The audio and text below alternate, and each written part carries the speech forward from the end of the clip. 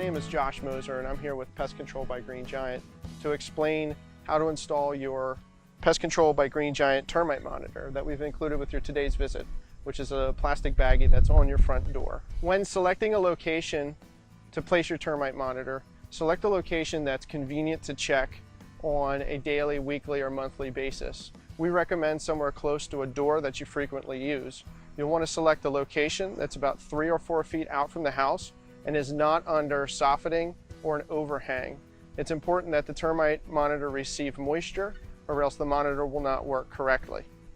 Open the termite monitor up. To do so, you're going to lift on the front tab, like so. And what you'll see is you'll see a cardboard insert in a plastic base and a plastic top.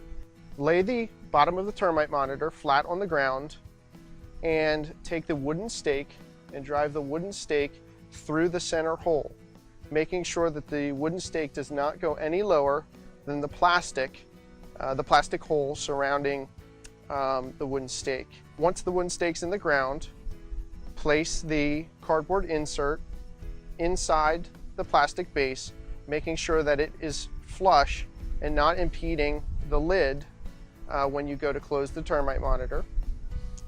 After the cardboard is flat on the base, you can then close the top of the termite monitor.